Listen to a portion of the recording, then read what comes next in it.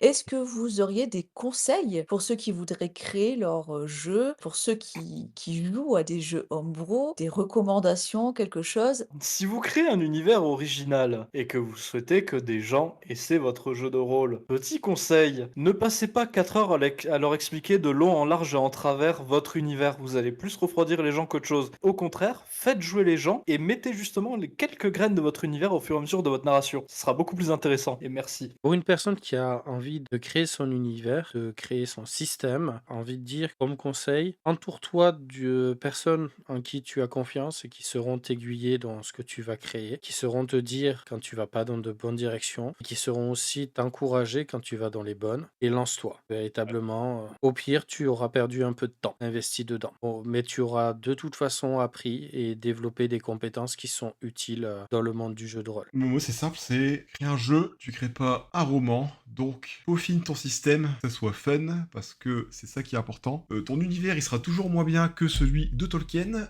ou celui de George Lucas, donc calme-toi. Par contre, ton système, il peut sublimer ton univers, même s'il est un peu moyen. Juste travaille ton système, voilà. Acceptez la critique, acceptez ce qu'on vous donne. Ne faites pas semblant de vouloir un avis, alors que non. Si on vous demandait un avis, vous allez avoir des du point positif, mais du négatif aussi. Donc je sais, c'est très difficile. Acceptez-le. En parlant de donner son avis, ça me fait penser à un truc, c'est que donnez, votre avis, du coup, enfin faites des retours, des vrais retours, donnez vraiment votre avis. Parce qu'en fait, je suis en train de penser à, aux trucs de télécrochet, genre, The Voice, Popstar à l'époque, ce genre de trucs. Tu sais, il y avait toujours un moment bêtisier où il y avait, un genre de best-of des gens qui savaient pas chanter, mais qui étaient là quand même au casting et qui se ridiculisaient devant la France entière. Mmh. Et moi, je me disais toujours: «Mais comment t'es là, en fait? Pourquoi tu arrivé là? Pourquoi t'es en train d'être filmé, en train de chanter comme une merde?» Et en fait, je pense que derrière toutes ces personnes, il y a des gens qui ont un peu manqué de courage. Mmh. Quand ton pote, il vient te voir et qu'il chante super faux et qu'il te dit, «Alors, je chante comment?» et que t'as pas trop les couilles de lui dire que: «Ah, c'est pas top mon pote, en fait», en toute bienveillance et que tu lui dis: Ouais. «Ah ouais, c'est pas mal!»